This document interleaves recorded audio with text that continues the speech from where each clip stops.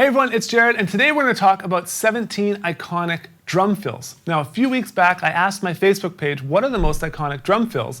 And many of these that I chose are the ones that were voted on by the community. Then there were a bunch that I just absolutely loved, and selfishly, I had to include them because I wanted to teach you here. Now, I also want to say a bunch of you are not currently subscribed to our YouTube channel, so make sure you hit that subscribe button, hit the bell so you get all notifications when we're live or a new video has released. Okay, let's get into the first iconic drum fill. Now, we can't have an iconic drum fill video without Phil Collins, and I chose to put this one first because everyone knows it's coming regardless. Oh! Let's try it again.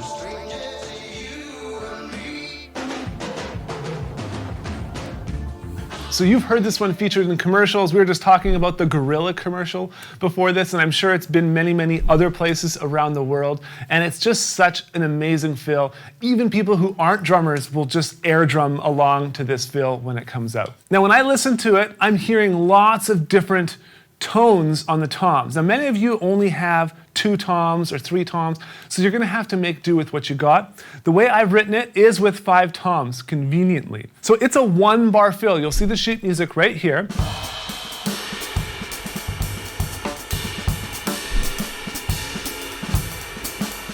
And it's based off of 16th notes, and I'll just play it nice and slowly.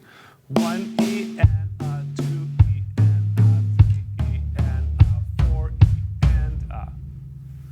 1 E and a, 2 E and a, 3 E and a, 4 E and a. Okay, now I gotta actually hit the drums, okay?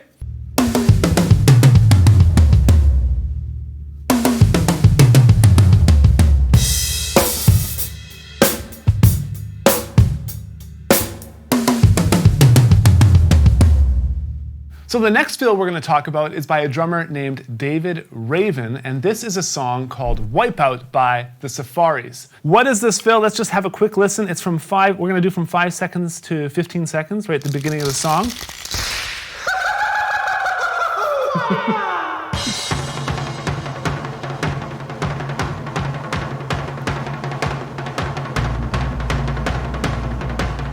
Now, this is definitely an iconic drum fill because if I started playing this, most people who aren't even drummers would know exactly what song I was playing. And I think when a drummer actually does that in a song, it's like they're creating a rhythmic melody that everyone latches onto, and then they all start cheering as soon as they hear that in the audience. And that shows you the power of a drummer in a band. Now, there's a few different variations of what he was doing. I'm just going to give you kind of the basic form of that, and then you can choose to add in your own stuff as well. On bar 1, we have accents on all the quarter notes, 1 and a 2 E and a 3 E and a 4 E and a. And then we have, on the second bar, we have an accent on count 1, the and of 2, and count 4. So it would sound like this, nice and slow.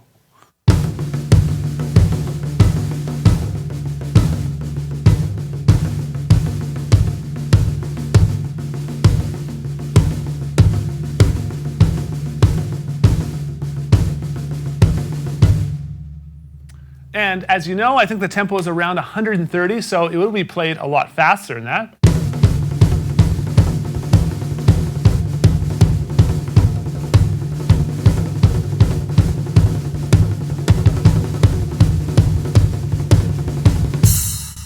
So that is iconic drum fill number 2. Try and play that for someone and ask them, do you know what song this is? Play that. I bet you most of the people will know it, especially the people who are a little bit older, like me, okay? If you're asking like a 15-year-old kid, I doubt they're gonna know it because 15-year-old kids, what are they listening to nowadays? The Jonas Brothers. The Jonas Brothers, okay. Now the next song I wanna talk about is the song Rock With You by Michael Jackson. And the drummer on this tune was John J.R. Robinson. And J.R. actually played on around half of Michael Jackson's hits. So he's very responsible for the drum sounds that the legendary King of Pop had. So let's listen to what he was doing here. Oh. One more time. Interesting. All right, so let's talk about what is happening here. Now, there's the bass drum on count 1. Then on the and of 1, there's a group of 3 16th note triplets. Okay, so the beginning would sound like this. That's count 1. Count 2 would be a snare hit and then a bass drum in the E of 2.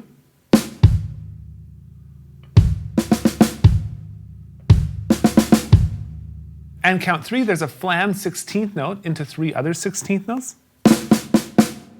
And then the 4E. So altogether, it sounds like this.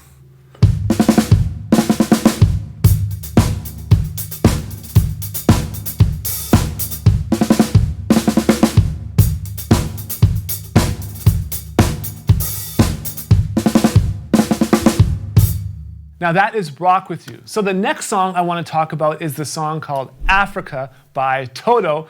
And for those of you who don't know who this drummer is, he's one of my all-time favorites, Jeff Porcaro, and passed away many, many years ago in a tragic gardening accident. I believe there was some sort of poison that was consumed, or I'm not sure, don't hold me to it, but he was one of the greatest drummers ever to live. And I think it's not because of how many chops he had, although he could definitely chop out on the kit. It was about his feel, it was about his time, it was about his attention to detail, and overall his sound. He had just such a great sound when he played the drums. And so, you know, he's most famous for Rosanna when we talk about drummers, you know, drummers knowing him. But Toto, there's some epic fills in here, okay? So the fill we're going to talk about happens from 107 to 117. Let me just bring it up.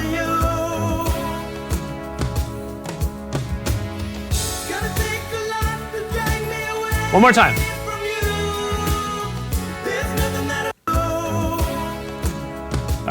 Back up a little more. Hurry, boy, it's waiting there for you.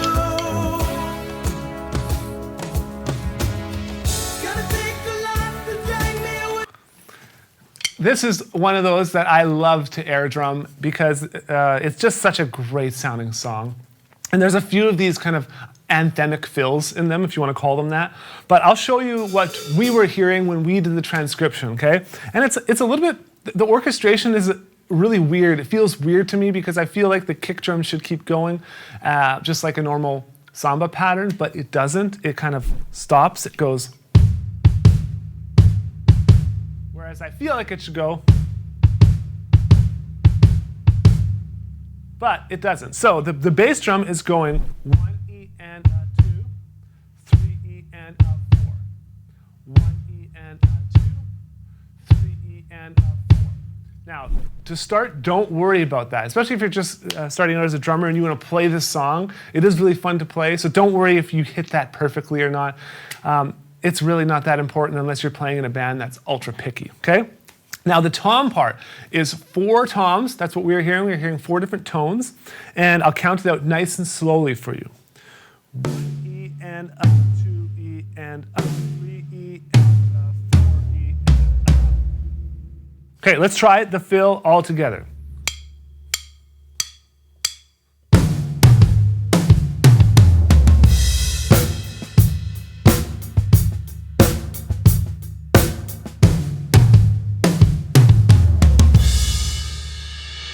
Okay, so the next iconic drum fill is honestly one of my favorite. I remember the first time I heard the song. I was driving somewhere. I was in a car and I heard it on the radio and my mind was just absolutely blown.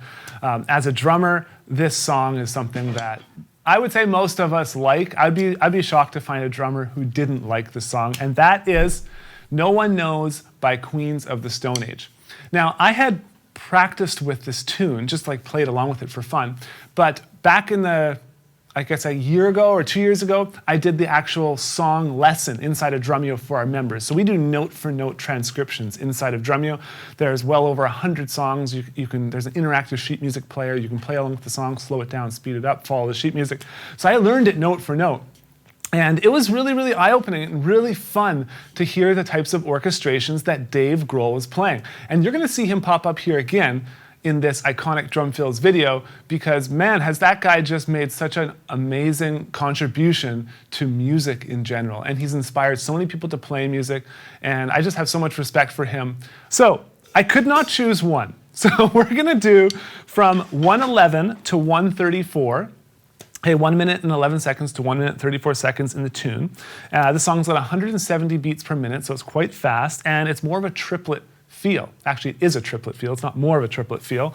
And there's a bunch of fills in there. So I'm going to give you all of them here. I'm not going to take the time to break every one down. There is the sheet music right below this video. You can go ahead, download that. You'll also see it on screen. So if you need to, take it to your kit and practice with it, that's fine. But let's just quickly listen to this fill.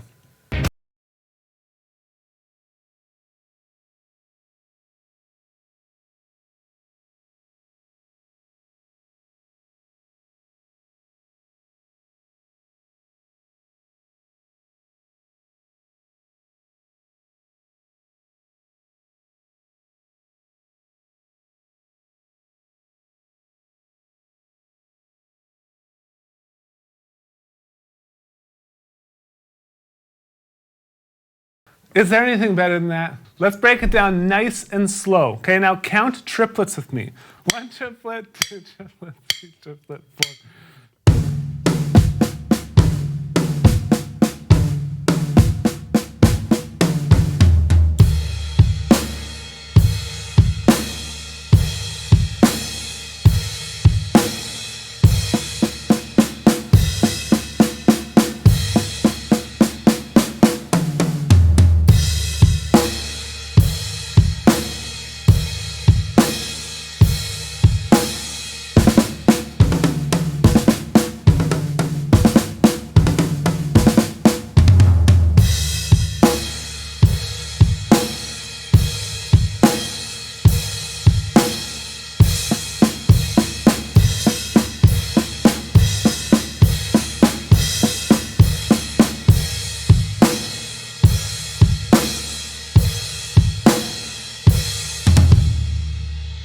So that was nice and slow, and that's really the way I learned it. If you really want to learn it with the exact orchestrations that he plays. It's all right if you want to do some different stuff in there. I suggest you have a lot of fun with it. And I actually think if Dave Grohl were here, he'd probably tell you, just have some fun, explore, improvise, do your own thing based on what I know about him. But what do I know? I'm just a guy on the internet with another opinions. Let's play it faster, and we'll hear how it sounds.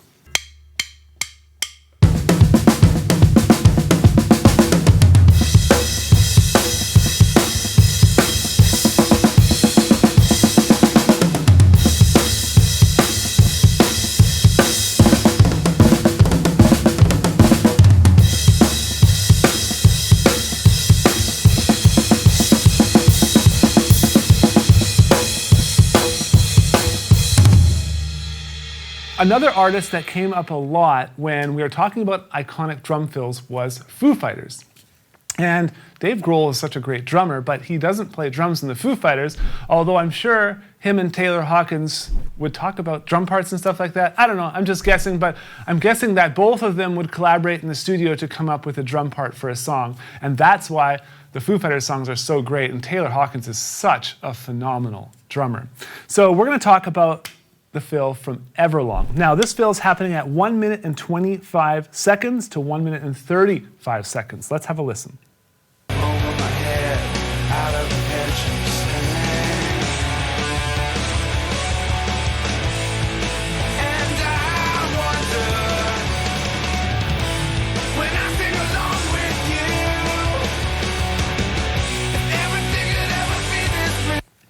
It's another one of those that when you hear it, you cannot help but air drum along. So let me play it for you nice and slowly. It starts just with an 8th note pattern.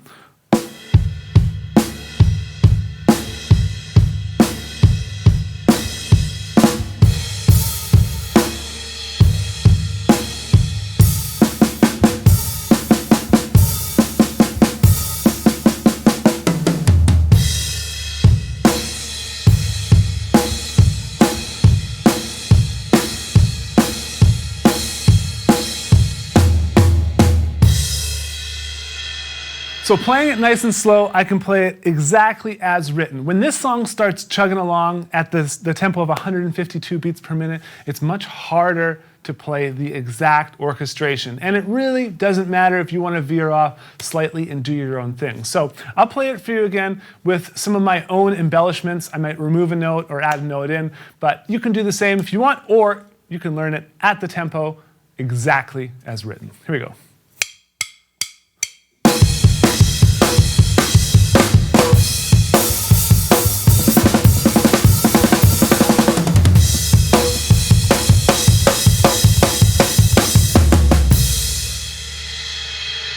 And in keeping with our love for Dave Grohl, the Foo Fighters, and everything, we got to talk about Nirvana, okay?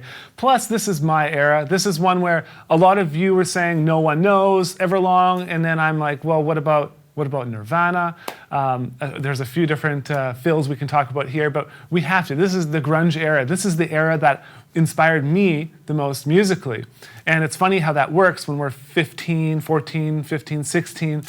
You know, that's the era where we're super impressionable, and that's the type of music we'll generally always go through life loving. And so I think I'm going to be forever a grunge fan. I love Pearl Jam, Soundgarden, Nirvana, early Foo Fighters, and then I later branched into some Dave Matthews in 95 and 96.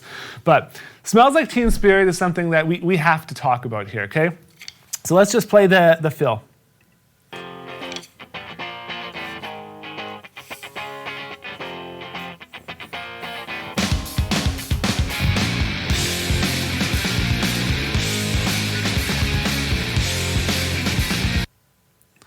I don't know if there's an anger about it or something, but I just love it, and it's another one that everyone's going to be air drumming to. You play that fill, and many people who don't play drums are going to know exactly what song you're doing.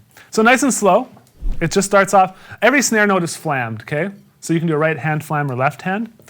So 1 E and a 2 E and a 3 E and a 4 E and a...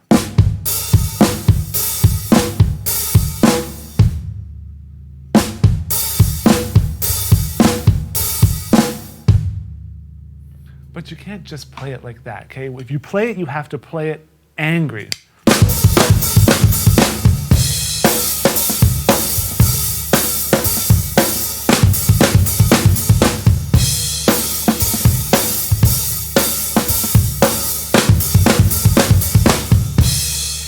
Now we're going to talk about a Canadian artist named Tom Cochrane. I'm unsure of exactly who was the drummer on the original recording. Now this song is called Life is a Highway, and for your young kids, you've definitely heard this before because this song was featured in the movie Cars. I believe it was the Rascal Flatts version of it. So we're going to learn the original Tom Cochrane version, and the intro fill, it just sounds really, really cool. So it's just short, it's like a 2.5 beat fill. Here we go. One more time.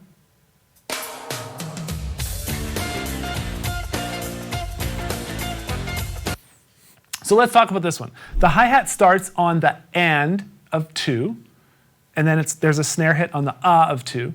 Now the hi-hat then just keeps going on 8th notes. So if you just count it, 1, 2, and 3, and 4, and. 1, 2, and 3, and 4, and. And then nice and slow, let's add in everything else. 1, 2. Again. 1, 2. 1, 2.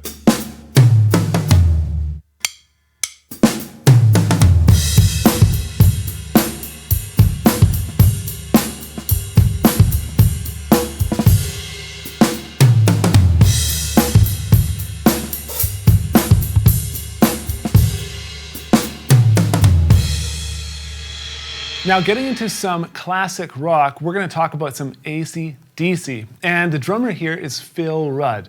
And Phil got into some legal troubles in the past, I believe, 5-ish years. And so I'm not sure if he's still playing with the band, but Back in Black is such a classic tune, and it's a fill that I think everyone needs to learn. So let's listen to what's going on here. So the hard thing about playing AC/DC is not really the parts. It's hard to make it sound like that, and it's hard to not overplay. Many drummers will play AC/DC and they'll be playing the beat.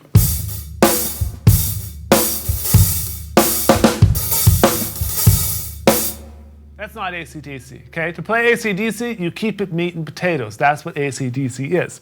So the fill here, we're just gonna play 1-bar groove, and then we're gonna play that 1-bar fill that has those hits on it. Now the hits are on the E of 2, the hits are on count 3, and then the ah of 3. So let's just look at the second bar, nice and quiet, nice and slowly. 1 and 2 and 4 and 1 and 2 and 4 and Okay, so now play a bar beat and then the fill.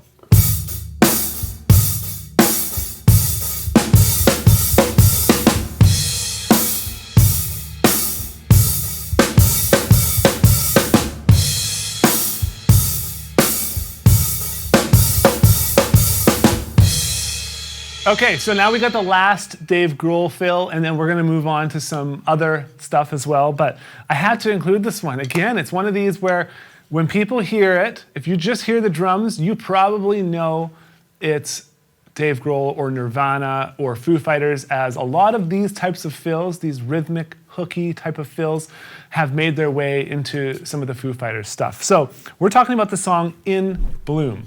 And let's listen to the fill. It's gonna start right near the beginning of the tune.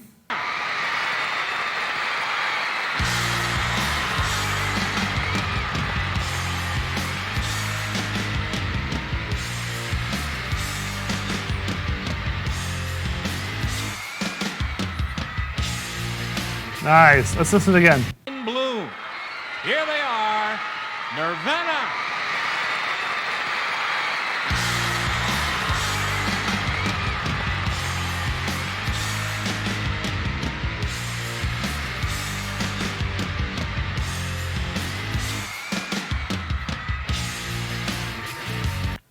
So once you learn one of them, you'll have them all. I've written out 4 bars for you, but you just need to learn 1 bar. And whether you get all the crashes or the open hi-hat in the right spot, what's most important is this.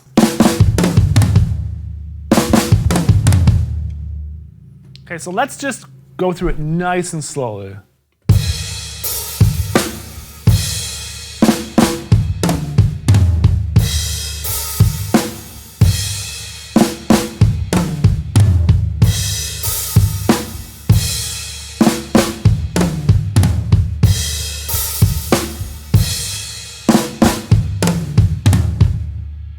Okay, so let's play it a little bit faster.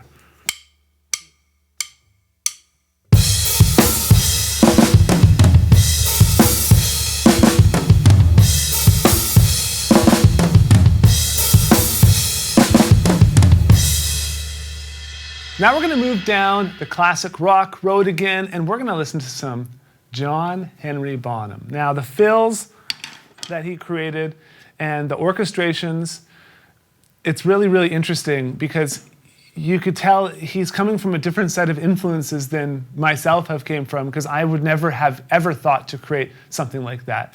And I think that's why it's so special. It's so unique. It's so him.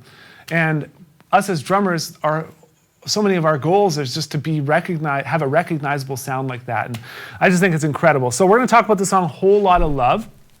And we're going to talk, there's so many fills in here, okay? So we're going to talk about the fill that happens at around 3:52. We're just going to pull out 2 bars, and we're going to just scrub a little bit before that. So I'm going to start it at 3:40.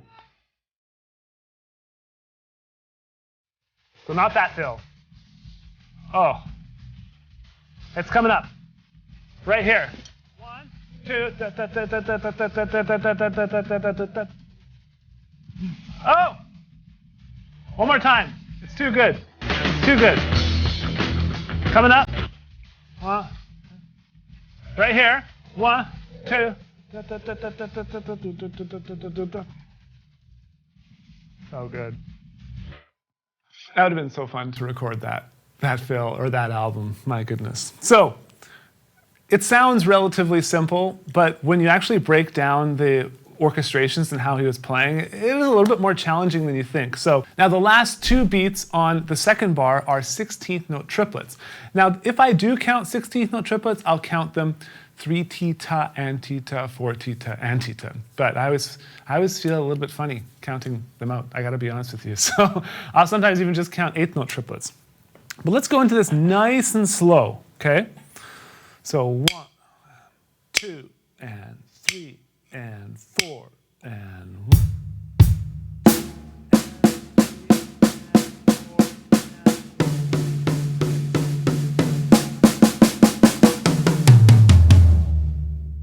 Now faster.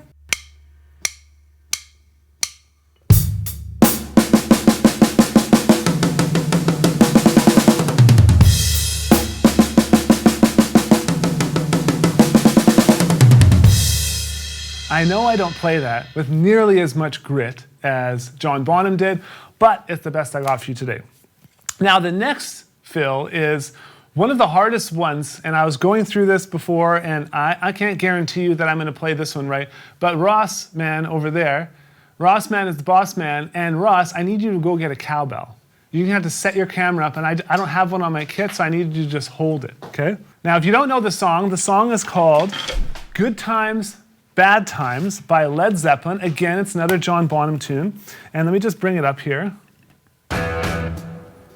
Hi-hat. 8th note hi-hat. Cowbell. Cowbell. Crazy Phil. Okay, you gotta listen one more time. And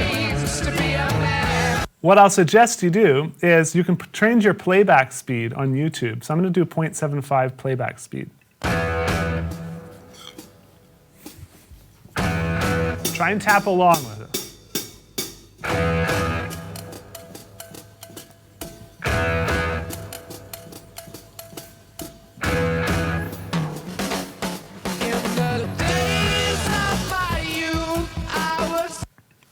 Okay, so let's try it nice and slow. Ross man is coming in here. Just pull the hood right there. It's good. Make sure you get him in the shot. He likes being on the camera. Okay, so nice and slow. 2, 3, 4. 2, and 4.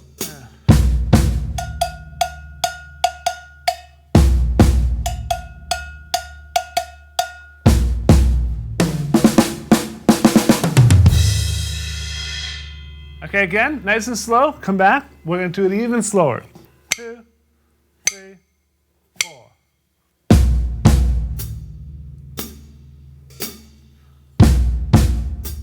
Eighth notes.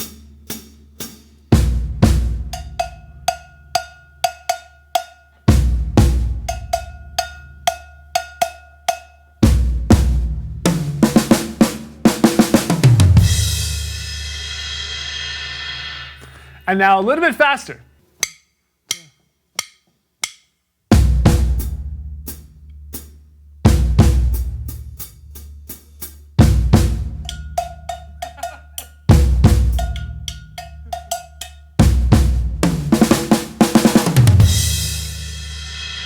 All right, that's all you get of that one. Thank you, Ross. Everyone's giving a round of applause. How do I not have a cowbell on this kit? That's absolutely crazy, but I need to get one on here. This next fill might be more of an underground one, but it's from the Steve Miller Band, and the drummer's name, I believe, is Gary Malaber, and the song is called Take the Money and Run. So the fill happens right at the beginning of the tune, so let's have a listen to it. I'm just going to teach you the intro and then the second bar.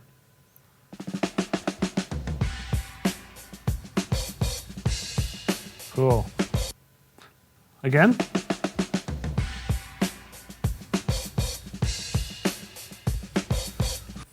So a lot is dependent on the actual drum sound. It sounds more compressed. It sounds really tight. Like even when he hits the China cymbal, which I don't have a China cymbal, on the count 1 of the second bar, you know, it's interesting that he would hit a China of all the things. And so what we're going to do here is I'm just going to kind of break it down for you a little bit. So on count 2, you'll see that there's 2 16th notes with slashes written through them. The slashes mean to just double the value of that note, or to hit hit the drum 2 times when you see that. And so when you see counts 2, you go 1, 2, 1, 2, just diddling those notes. 1, 2.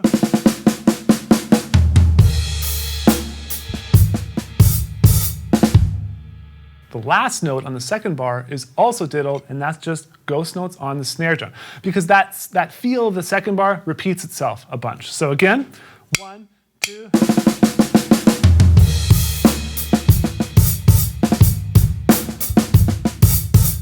So for this next fill, I was a little bit nervous about bringing it up because I know how people get when you talk about the Beatles.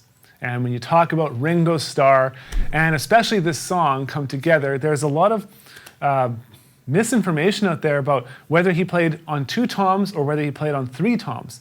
But if you listen to the recording, I believe there's even drumless versions out, you can hear the mid-tom in there. And so when they were recording it in the studio, they must have put a mid-tom on the kit. Another thing I want to point out is the sticking, okay? And we're going to talk about that in a minute, but let's just listen to it first and try and tap it out while playing. Very, very cool. Now, my drums aren't going to sound that dead. They're probably going to be a lot more responsive because I think he actually put towels or t-shirts or something on the drums. So, what are we doing here? The main thing I want to point out is on count 3, there's a group of 16th note triplets. And those 16th note triplets, if you're playing a right-hand setup, you should start them with your left hand. Otherwise, it's going to be a requirement to move your left hand underneath to hit the mid-tom. Especially if you believe that there is a mid-tom in here, okay? Don't flame me too much about it, okay? So, nice and slow.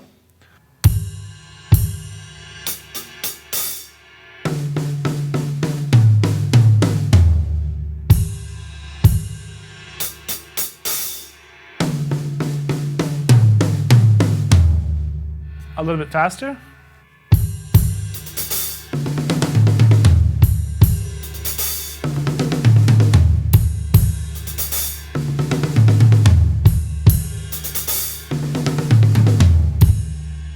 The next band we're going to talk about is the band called Muse, and the drummer is Dominic Howard.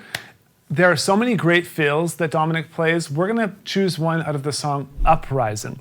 And this is more of an 8th note triplet fill with flams. It's one of those big anthem fills again. I think it's so much fun to play. And the fill happens at 3 minutes and 33 seconds. Let's scrub to there.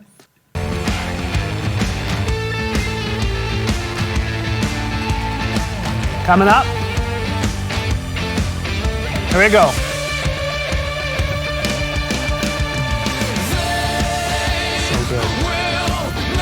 Again.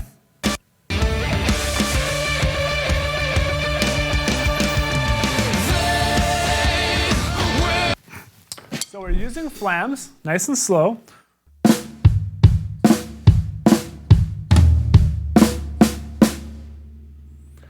And you can't play it like that. You actually have to play it with power, right?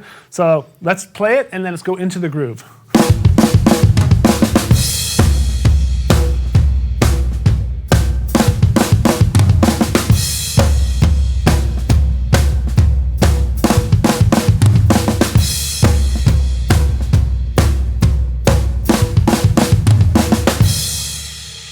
When I play that, I just envision myself on stage in an arena with the band Muse and everyone just air drumming along. It's such a cool sounding fill. The next fill is one that I actually wasn't that aware of because I haven't listened to a ton of Iron Maiden, but as I started digging into this lesson, man, some of the drumming is just incredible, okay? So Nico McBrain, we're going to talk about the fill Where Eagles Dare. It happens right at the beginning of the tune. Let me just bring it up. Listen to this. Oh! Again. So cool. One more time. Okay, so I'm not going to play it that fast. I don't think I can. And I believe the tempo is around 220-ish, maybe even a little bit more than that. So let's play it nice and slowly.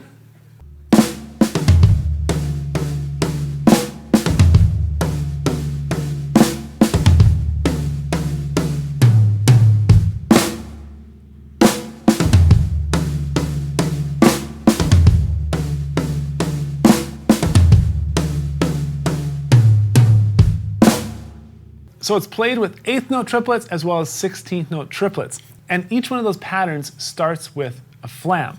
And for me, again, I would just really recommend you listen to the music and play along with the music and try and get a sense for how it sounds and then apply that to the kit rather than looking at the sheet music. I find for myself, I'll look at the sheet music like, okay, I see where the flams are, I see where some of those, you know, those finer elements of the fill, but then I listen to it and that's where it brings it all together. Okay, so a little bit faster.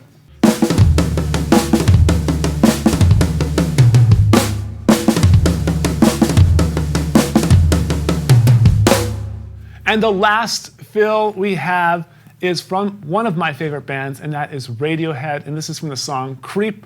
I selfishly put this one in here because I love it. I remember always trying to figure this out way back in the day when I first heard it, and it was till now where I finally actually learned the exact orchestration of what Philip Selway was doing. So the fill happens at 2 minutes and 42 seconds. We're gonna go a little bit before that. Here we go.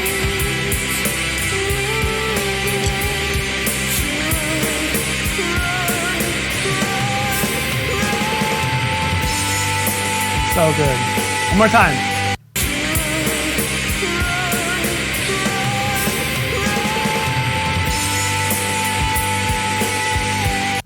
So one thing that got me was on count 3 of the second bar, there's this weird group of 16th note triplets and 8th note triplets. And so if I were to play just counts 3 and 4 of that bar, I would go. So let's play the fill nice and slowly. We're going to pick it up 1 bar before with the groove.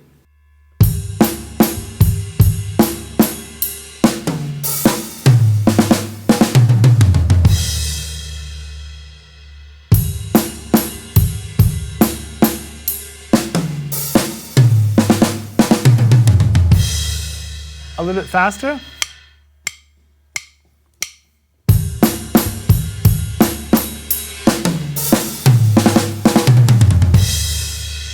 So I hope you enjoyed this video on 17 iconic drum fills. If you think that I missed any, make sure you let me know in the comments below. I would absolutely love to hear your opinion. Also, if you like the video, make sure to hit like. If you dislike, make sure to hit dislike. It's all good. And subscribe to the channel if you haven't already and turn on notifications. So I just want to say a big thank you to everyone for watching. I really, really appreciate it. I feel so grateful that I get to do this as my job. So thank you for watching. Thank you for supporting, and I'll see you in the next lesson.